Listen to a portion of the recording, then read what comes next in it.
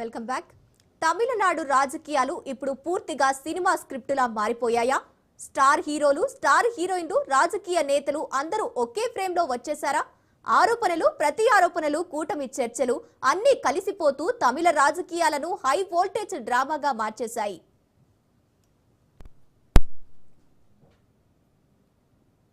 ఒకవైపు విజయ్ నేతృత్వంలో టీవీకే పార్టీపై ఆరోపణలు వెల్లువెత్తుతుండగా మరోవైపు సూపర్ స్టార్ రజనీకాంత్ పేరును కూడా ఈ వివాదాల్లోకి లాగడం చర్చనీయాంశమైతే టీవీకే వర్సెస్ విజయ్ అన్నట్టుగా మారుతున్న ఈ పోరు అసలు రాజకీయ పోరాటమా లేక వ్యక్తిగత దాడులా?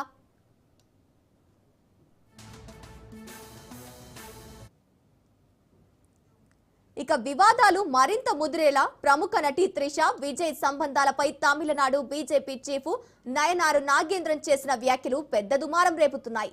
ఇదే సమయంలో మరో ట్విస్ట్ చోటు చేసుకుంది. ఒక ఇంటర్వ్యూలో తానే భవిష్యత్తులో సీఎం అవుతానంటూ త్రిష చేసిన వ్యాఖ్యలు సంచలనంగా మారాయి. ఇది సరదా కామెంటా లేక రాజకీయ సంకేతమా? ఇంకా వివాదాలకు ఆజ్యం పోసిన మరో అంశం ప్రముఖ నటి నయనతారపై ఏఐడిఎంకే నేత మాజీ మంత్రి చేసిన వ్యాఖ్యలు. సినిమా వ్యక్తులపై రాజకీయ నాయకులు ఇలాంటి వ్యాఖ్యలు చేయడం సరైనదా లేక ఇది రాజకీయాల దిగులుజారుతల నిదర్శనమా అన్న ప్రశ్నలు తలెత్తుతున్నాయి.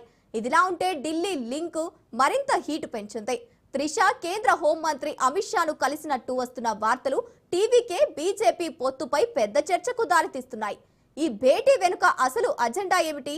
మరోవైపు ఆంధ్రప్రదేశ్ నుంచి కూడా రాజకీయాల twist. Deputy CM Pawan Kalyan Vijay ను ఎన్డీఏ కూటమిలోకి ఆహ్వానించారని ప్రచారం జరుగుతోంది. ఇది నిజమైతే తమిళనాడు రాజకీయ సమీకరణాలు పూర్తిగా మారిపోతాయా? ఇదిలా ఉంటే ఇప్పటికే కూటమిలో ముందుకు సాగుతున్న ముఖ్యమంత్రి ఎంకే స్టాలిన్ నేతృత్వంలో డీఎంకే ప్రభుత్వం ఈ పరిణామాలను ఎలా చూస్తోంది? కొత్త రాజకీయ శక్తులు, స్టార్ పవర్, కూటమి రాజకీయాలు ఇవన్నీ కలిసిపోతే తమిళనాడులో గేమ్ చేంజ్ అవుతుందా?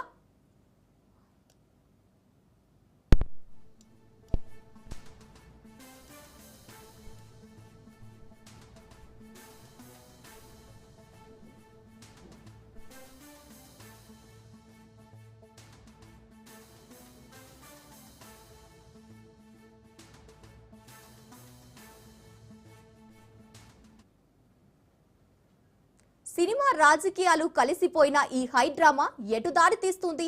వ్యక్తిగత ఆరోపణల నుంచి సీఎం ఆశయాల వరకు విస్తరించిన ఈ పరిణామాలు ప్రజల తీర్పును ఎలా ప్రభావితం చేస్తాయి? ఇదే ఈ రోజు మన డిబేట్. దీనికి సంబంధించి మరింత అప్డేట్స్ మా ఇన్పుట్ ఎడిటర్ శ్రీకాంత్ లైవ్ ద్వారా అందిస్తారు. Srikanth, over to you. Gangotri, good afternoon. So Vijay దారి ఎటు? సింహం సింగిల్ గానే వస్తుందంటూ రజనీకాంత్ సినిమాలోని డైలాగ్లు చెప్పితే రాజకీయాల్లో ఆ సింహం ఎదుర్కోగలుగుతుందా, వేటాడగలుగుతుందా? ఇది ఒక మల్టీ స్టారర్ పొలిటికల్ ఎలక్షన్గా దీన్ని మనం చూడాల్సినటువంటి అవసరం ఉంది. అందరూ బలవంతులే ఉన్నారు, అందరూ గెలుపు ధీమాతోనే ఉన్నారు. ఓవైపు 15 పార్టీలతోటి ఏఐడిఎంకే ప్లస్ బీజేపీ కూటమి బలంగా ఉంటే అట్ సేమ్ టైం 23 పార్టీలతో కూడినటువంటి డిఎంకే మిగతా మిత్రపక్షాలతో డిఎంకేకి సంబంధించినటువంటి పార్టీలతో కొన్ని కాంగ్రెస్ నేతృత్వంలో ఉన్నటువంటి ప్రోగ్రెసివ్ అలయన్స్ సెక్యులర్ సంబంధించినటువంటి ఎస్సీఏ కూటమి ఒకవైపు.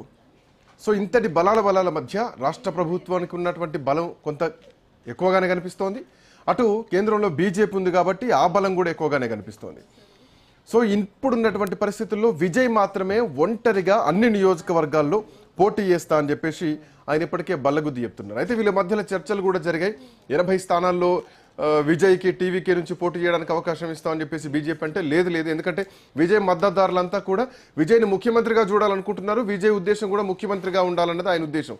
ఎక్కడ అభ్యర్థి నిల్చుంటే అక్కడ విజయ్ అనే వ్యక్తి ఉన్నారనే ఓటేయండి అని చెప్పేసి విజయ్ స్పీచ్ కూడా అంతే అగ్రెసివ్గా వెళ్తోంది.